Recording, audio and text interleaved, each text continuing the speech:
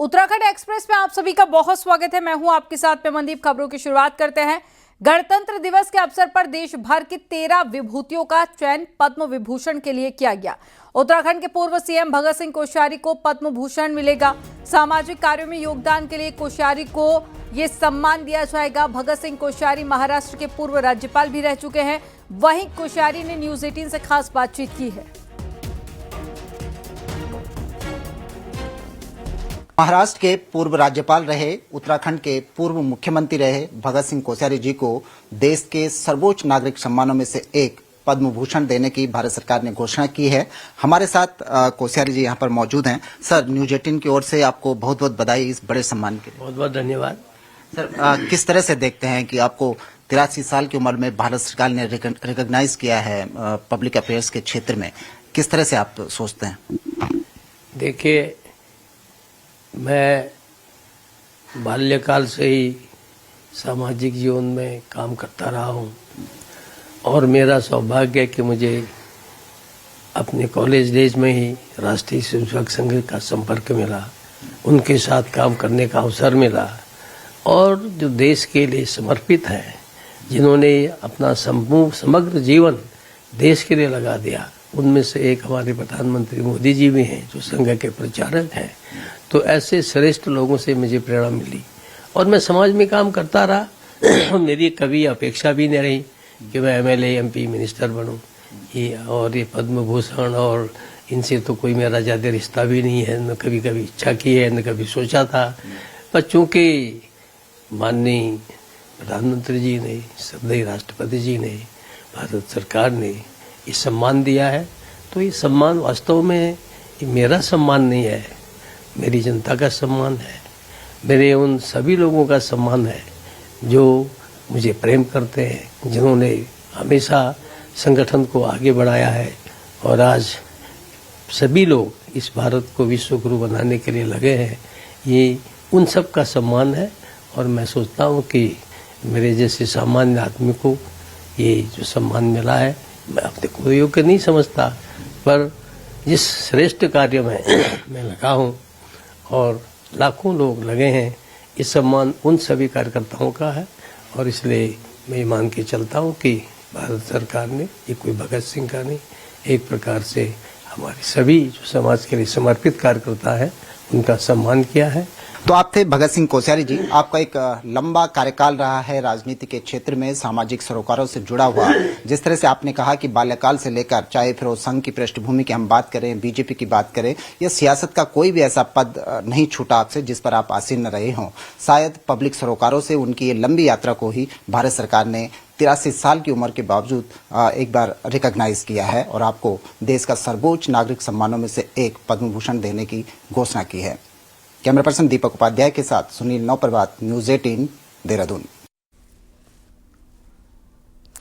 आज पद्म पुरस्कारों की घोषणा हुई है जिसमें उत्तराखंड मूल की भी 2 हस्तियों के नाम शामिल है। खेमराज सुंदरयाल और साथ ही कैलाश पंत का नाम पद्म पुरस्कारों के लिए चुना गया है। खेमराज सुंदरयाल पानीपत में बुनकरों के बीच में काम करते हैं। वो मूल रूप से उत्तराखंड के पौड़ी के रहने वाले हैं, जबकि कैलाश पंत बागेश्वर के रहने वाले हैं और मध्य प्रदेश में रहकर हिंदी के लिए समर्पित तौर पर काम कर रहे हैं।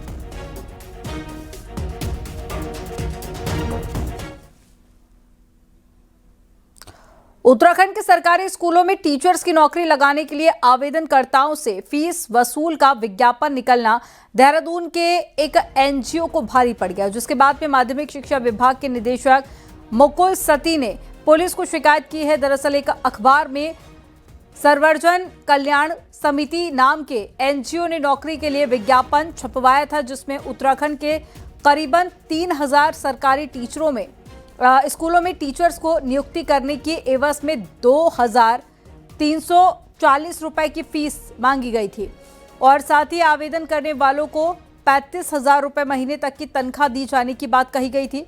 मामले की भनक जब उच्च अधिकारियों को लगी तो उन्होंने शिक्षा विभाग को अलर्ट किया। दरअसल शिक्षा विभाग ने हाल ही में सर्वजन कल्याण समिति नाम के एनजीओ के साथ में एक समझौता किया था, जिसके तहत समिति को सरकारी स्कूलों में खाली पड़े टीचर्स के पद पर फिलहाल ऐसे लोगों से काम चलाना था जो विशुद्ध सेवा भाव के आधार पर अपनी सेवाएं दे सकते हों। हालांकि इसके एवज में क्या एनजीओ आवेदनकर्ताओं से पैसे ले सकता है, ऐसा कोई शर्त अनुबंध में नहीं था और पुलिस को दी गई कंप्लेन में उक्त एनजीओ सर्वजन कल्याण समिति के साथ में अनुबंध खत्म करने की बात भी कही गई है।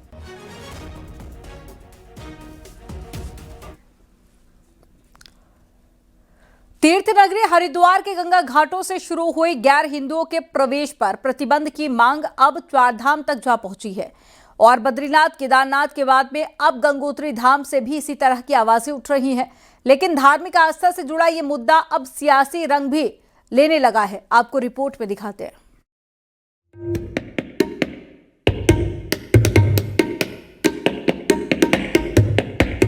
श्री बद्रीनाथ और श्री केदारनाथ में पूर्णतः जो गैर हिंदू हैं उनका प्रवेश पूरी तरह से प्रतिबंधित किया जाए। इस क्षेत्र में जो है कि हम उसको बोर्ड की बैठक में लेके आने वाले हैं और बोर्ड में इस प्रस्ताव को ले जाने के बाद में सरकार और शासन से भी माननीय मुख्यमंत्री जी से भी इस विषय पर चर्चा होगी। ये हैं बद्री केदार मंदिर समिति के अध्यक्ष हेमंत द्विवेदी, जिनका कहना है कि बद्रीनाथ और केदारनाथ धाम में गैर हिंदुओं के प्रवेश को प्रतिबंधित करने के लिए जल्द ही मंदिर समिति की बोर्ड मीटिंग में प्रस्ताव लाया जाएगा। उन्होंने साफ कहा कि उत्तराखंड के सभी प्रमुख धार्मिक स्थलों पर गैर हिंदुओं के प्रवेश पर प्रतिबंध लगाया जाना चाहिए। बद्री केदार से उठी इस मांग के कुछ ही घंटों बाद गंगोत्री धाम से भी बड़ा ऐलान सामने आया। गंगोत्री मंदिर समिति ने स्पष्ट किया कि अब गंगोत्री धाम में गैर हिंदुओं का प्रवेश पूरी तरह प्रतिबंधित किया जाता है। और अभी भी हम मंदिर समिति गंगोत्री की तरफ से ये घोषणा करते हैं कि किसी भी गैर हिंदू को माँ भगवती गंगा के जो मंदिर है उसमें आने से रोका जाएगा। पूर्णतः उनके लिए, गैर हिंदू के लिए माँ भगवती गंगा का जो मंदिर है, गंगोत्री धाम है, वो वर्जित होगा। लेकिन जैसे जैसे ये मुद्दा धार्मिक दायरों से बाहर आया, वैसे वैसे राजनीति भी गरमाने लगी है। पूर्व मुख्यमंत्री हरीश रावत ने कहा कि बीजेपी को जहां भी प्रतिबंधित करना है एक बार में कर लें। मूलभूत समस्याओं से जनता का ध्यान भटकाने के लिए बार बार इन मुद्दों को उठाया जा रहा है। वहीं बीजेपी इस पहल का खुलकर समर्थन कर रही है। बीजेपी ने इसे समय की जरूरत बताया, साथ ही कहा कि कांग्रेस की नीतियों के कारण ही आज उत्तराखंड डेमोग्राफिक चेंज के मुहाने पर खड़ा है। मैं भाजपा के लोगों से कहना चाहता हूं कि एक बार देख लेना, जहां जहां जिसका प्रवेश वर्जित करना है एक बार कर लें। लोगों को अपने बुनियादी सवालों पर सोचने दें। बेरोजगारी, महंगाई, बढ़ता हुआ भ्रष्टाचार की जा रही है कि हिंदुओं के जो भी धर्मस्थल हैं उस पर जो भी गैर हिंदू हैं और खासकर मुस्लिमों का पूरा प्रवेश प्रतिबंधित होना चाहिए। और मुझे लगता है ये बिल्कुल सही बात है। जिस तरह से मुस्लिम धर्मस्थलों पर हिंदुओं का प्रवेश प्रतिबंधित है, उसी तरह से हमारे धर्मस्थलों पर भी ये चीज़ लागू होनी चाहिए। दरअसल गैर हिंदुओं के प्रवेश पर रोक की मांग सबसे पहले हरिद्वार से उठी थी। साल 2027 में हरिद्वार में अर्ध कुंभ का आयोजन होना है। ऐसे में गंगा सभा की ओर से मांग की गई है कि अर्ध कुंभ से पहले हरिद्वार के सभी 108 गंगा घाटों पर गैर हिंदुओं के प्रवेश पर प्रतिबंध लगाया जाए। प्रशासनिक स्तर पर इसे लेकर मंथन भी शुरू हो चुका है, इसलिए ये मुद्दा सियासी बहस का भी बड़ा हथियार बनता जा रहा है। न्यूज़ 18 के लिए देहरादून से सुनील नौप्रभात की रिपोर्ट।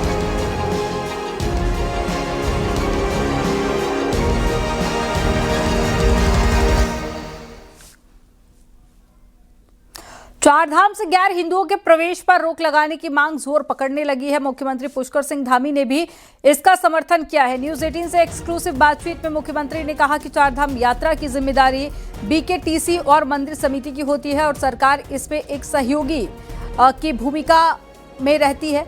हरिद्वार हो या फिर चारधाम, सभी हमारी आस्था के केंद्र है और जैसा भी मंदिर समितियां बोलेंगी, पंडा पुरोहित समाज बोलेगा, वही सरकार करेगी।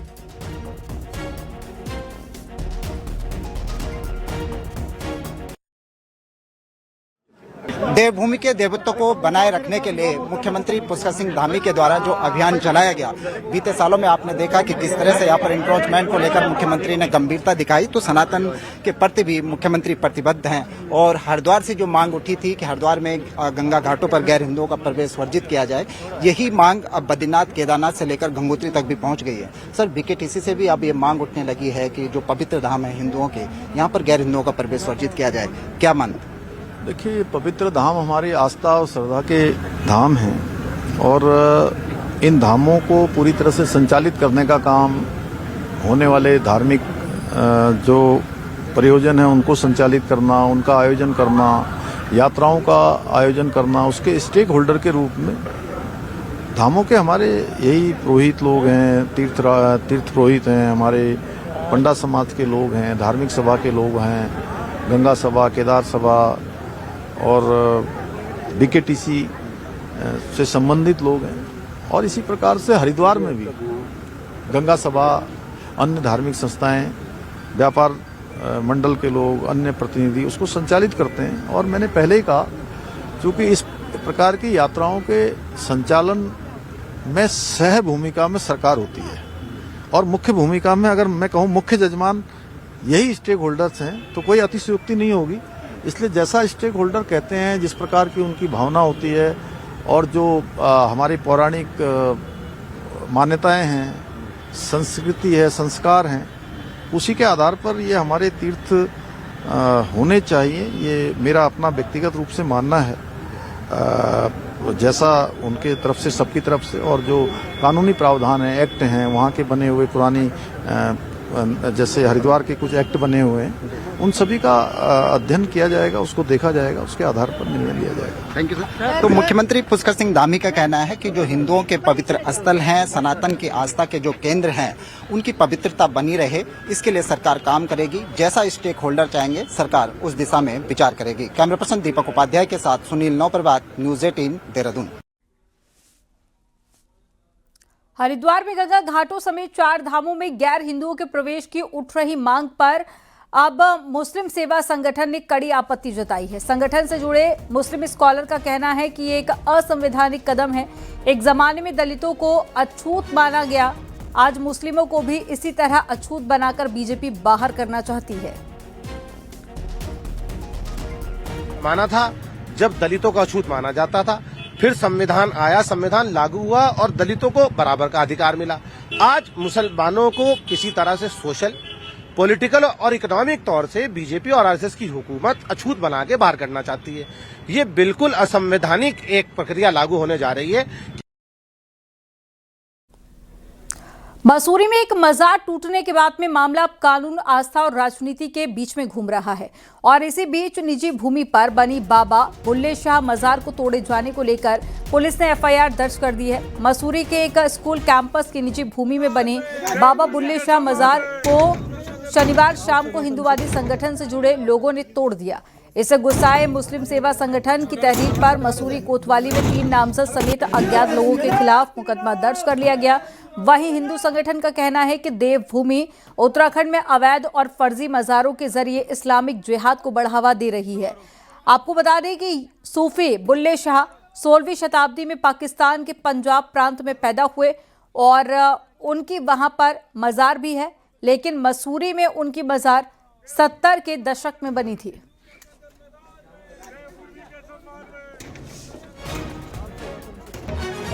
किस तरीके से वहां हथौड़े चलाए गए, ये कानून के मुंह पे तमाचा है, संविधान के मुंह पे तमाचा है। मुस्लिम सेवा संगठन की पूरी टीम रात कोतवाली मसूरी पहुंची थी। हमने तहरीर दी है। हमारी मांग है कि ऐसे शरारती तत्वों पे तुरंत ऐसी कार्रवाई हो, कम से कम गुंडा एक्ट के तहत तो कार्रवाई हो, जिससे देहरादून कराने का एक समुदाय विशेष का ये प्लान होता है हमेशा ही। आप मानिए अगर प्राइवेट भूमि भी थी तो किस प्रकार से जो व्यक्ति इस भारत के अंदर जन्मा ही नहीं, जिस बुल्ले शाह की बात करते हैं वो पाकिस्तान में जन्मा और कसूर कस्बे में उसकी अंतिम यात्रा के बाद उसकी शव को वहां दफन किया गया। आप जांच करा लीजिएगा, उस कब्र में किसी प्रकार का भी कोई अवशेष प्राप्त ही नहीं होगा। और मैं कहता हूं कि जो भी उसके ट्रस्टी हैं, अध्यक्ष हैं, उनके ऊपर मुकदमे होने चाहिए। गणतंत्र दिवस पर देहरादून के परेड ग्राउंड में झांकियों, सांस्कृतिक कार्यक्रमों और साथ ही देशभक्ति प्रस्तुतियों के साथ में भव्य आयोजन किया जाएगा। समारोह को लेकर प्रशासन पूरी तरह से अलर्ट है। कड़ी सुरक्षा व्यवस्था के बीच में पूरे परेड ग्राउंड क्षेत्र को 0 जोन घोषित कर दिया गया है और ट्रैफिक रूट भी बदले गए हैं।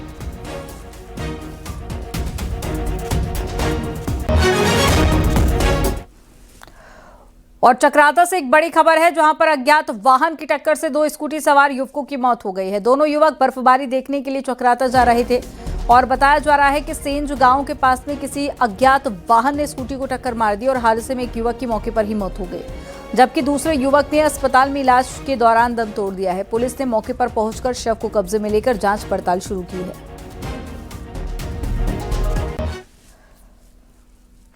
पौड़ी के एक लैंसडाउन में एक बेहद ही दर्दनाक खबर सामने आई है, जहां पर बरसवार गांव में गुलदार के हमले से 2 साल की मासूम बच्ची की मौत हो गई है। इस घटना के बाद में पूरे गांव में दहशत और आक्रोश का माहौल है। बताया जा रहा है कि 2 साल की बच्ची अपनी मां के पीछे पीछे घर के दरवाजे तक आई थी और इसी दौरान पहले से घात लगाए बैठे गुलदार ने अचानक से बच्ची पर झपट्टा मार दिया। बच्ची की चीख पुकार और परिजनों के शोर मचाने पर गुलदार जंगल की ओर भाग गया। गंभीर रूप से घायल बच्ची को परिजन तत्काल अस्पताल लेकर पहुंचे, जहां पर इलाज के दौरान मासूम यशिका ने दम तोड़ दिया। बगल वाले कमरे में नाती के साथ तब वो आया, उसने झपटा मार के ले गया। आज शोर करने के बाद थोड़ा भाई बात तब छुड़ाई, तब उसने जान ले ली थी। उसके बाद हम उसमें थोड़ा गर्मी थी, फिर हम कैंटो हॉस्पिटल ले गए। वहाँ पे प्रशासनिक अधिकारी सभी हमारे SDM वगैरह वो फिर घर में भी आए हमारे साथ। अल्मोड़ा में बंदरों और आवारा कुत्तों के आतंक से नगरवासी परेशान है और कुत्तों की हो रही नसबंदी के बाद में अब लोगों ने बंदरों की नसबंदी की मांग की है, जिससे बंदरों का आतंक कुछ कम हो सके। वहीं अब तक 200 से ज्यादा आवारा कुत्तों की नसबंदी हो चुकी है। उधर बंदर आए दिन स्कूली बच्चों और राहगीरों पर हमला कर देते हैं, जिससे लोग अकेले में जाने से डरने लगे हैं। वहीं DFO का कहना है कि अगले हफ्ते से बंदरों की नसबंदी शुरू की जाएगी। देखिए, इसमें जो है बधियाकरण जो हमारा रेस्क्यू सेंटर है अल्मोड़ा में, उसमें बधियाकरण का जो है हम नेक्स्ट वीक से प्रारंभ कर रहे हैं। डॉक्टर भी आ रहे हैं और इसी क्रम में जो है नगर निगम क्षेत्र से भी जो बंदर पकड़े जाने हैं और नगर निगम से भी बात हो गई है कि अपना बंदर पकड़ के वहाँ भेजें। और उसके साथ साथ जो ग्रामीण क्षेत्र है उसमें भी हम बंदर पकड़ना शुरू कर दिए हैं। हमारी मांग नगर निगम अल्मोड़ा से मांग है, जिस से वो कुत्तों को इकट्ठा करके बधियाकरण कर रहे हैं, ऐसे ही बंदरों को भी उठा करके उनका बधियाकरण करके जंगलों में छोड़ा जाए, जिससे हमारे जो बच्चों को काटा जा रहा है, कितने लोगों को काट दिया है। 3 दिनों की छुट्टी में नैनीताल पर्यटकों से पैक हो गया है। नैनीताल के आसपास सड़कों में जाम लग रहा है तो पार्किंग की समस्या भी हो रही है। हालांकि नैनीताल में पार्किंग पैक होने के बाद में पुलिस ने नारायण नगर और रूसी बाईपास में वाहनों को रोकने का काम शुरू कर दिया है, लेकिन इन स्थानों पर भी लंबा जाम लग रहा है। पर्यटक नैनीताल में जिन स्थानों पर स्नोफॉल हुआ है उन इलाकों में आ रहे हैं और पहाड़ में स्नोफॉल की लेकर वो एंजॉय कर रहे हैं। हालांकि कई स्थानों से शिकायतें भी मिल रही हैं। टैक्सी चालक मनमाफिक पैसा पर्यटकों की उमड़ी भीड़ से वसूल रहे हैं। नैनीताल में पिछले दिनों स्नोफॉल के बाद में सैलानियों की संख्या काफी बढ़ी है, तो लंबी छुट्टी में पर्यटन कारोबार भी काफी ज्यादा खुश हैं और रफ्तार कारोबार में भी देखी जा रही है। ज़्यादा और 2026 की पहली बर्फबारी हुई है, नैनीताल में हुई है। हमारे से तो बहुत क्लोज है, हमारे तो पास है ये, लेकिन जो लोग दूर भी हैं मैं उनसे कहूँगी कि भाई आओ मस्ती करो। बहुत अच्छा लग रहा है, बर्फ से ढकी हुई है वादियाँ जो है नैनीताल की, बहुत ज़्यादा अच्छा लग रहा है यहाँ देख करके। पहली बार इतनी बर्फ हमने देखी। बहुत सुंदर लग रहा है, नैनीताल की वादियाँ बहुत ही सुंदर लग रही हैं। एक अलग ही अद्भुत नज़ारा वो है, एक्सपीरियंस है, बहुत अच्छा लग रहा है। जब बर्फबारी हुई है उसके बाद काफ़ी तादाद में यहाँ पे पर्यटक नैनीताल और आसपास के इलाकों में आ गए हैं। जितने भी टूरिस्ट यहाँ आ रहे हैं सभी लोग कैंची धाम भी जा रहे हैं, इसलिए कुछ जगहों पे जाम की स्थिति भी बनी है। शहर की सारी पार्किंग फुल हैं, जो पर्यटक हैं उनका आना लगातार जारी है।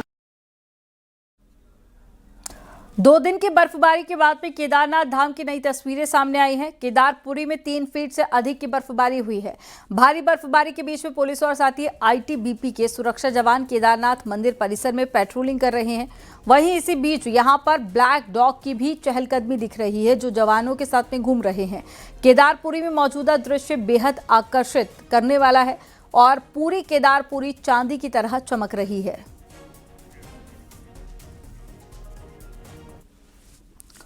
उत्तरकाशी में बर्फबारी के बाद में बंद हुआ गंगोत्री हाईवे पर सुक्की टॉप तक ट्रैफिक चालू हो गया है। सुक्की से आगे फिसलन के हालात बने हुए हैं। BRO के मजदूर चूना डालकर मार्ग को सही करने में जुटे हुए हैं, तो कई गाड़ियों को चेन से बांधकर खींच कर लाया जा रहा है।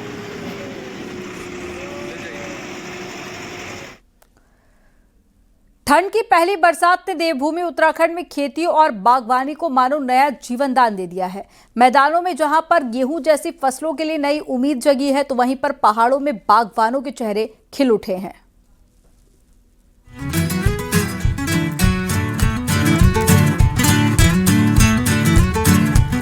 मैदान में बरसी बारिश, इन फुहारों और पहाड़ों में गिरी बर्फ ने मैदान से लेके पहाड़ तक किसानों के चेहरे पर रौनक ला दी है। पहाड़ों में हुई इस बारिश और बर्फबारी का असर मैदानों में साफ देखा जा रहा है। जहां गेहूं की फसल पूरी तरह हरी भरी हो गई है, वहीं आने वाले दिनों में आड़ू, सेब, खुमानी और पूलम जैसी बागवानी फसलों के लिए भी ये बारिश बेहद फायदेमंद मानी जा रही है। कुमाऊं मंडल में खेती किसानों से जुड़े लोग इस बारिश और बर्फबारी से खासे खुश नजर आ रहे हैं। इस बारिश और बर्फबारी से किसान और बागवान दोनों को बहुत फायदा हुआ है और ये समझिए उनके लिए एक किस्म से प्रकृति ने वरदान ये दिया है, क्योंकि नहीं तो मैदानी क्षेत्रों में मटर, गेहूं और लाई और पहाड़ों में सेब, पूलम, खुमानी, आड़ू, ये जितनी भी अपने बागवानी की फसलें हैं ये बारिश और बर्फबारी के बिना बिल्कुल सूखते जा रही थी। पहली बारिश है, बहुत समय से किसान इस बारिश की राह देख रहे थे।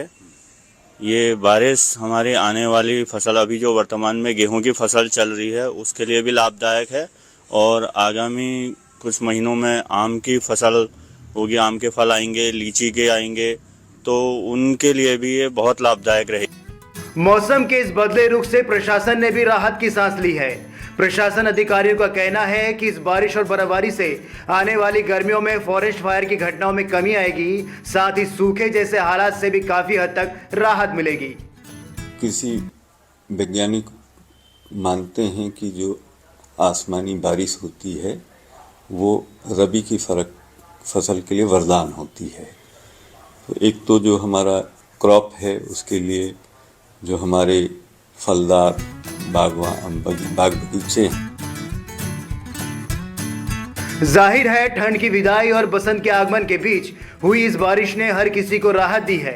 पूरे ठंड के सीजन में एक बूंद बारिश न होने से किसान, बागवान और यहां तक कि सरकार भी चिंतित थी। ऐसे में झमाझम बारिश और बर्फ ने ढके पहाड़ों को देखकर एक बड़ी राहत महसूस की जा रही है। हल्द्वानी से न्यूज़ 18 के लिए शैलेंद्र नेगी की रिपोर्ट।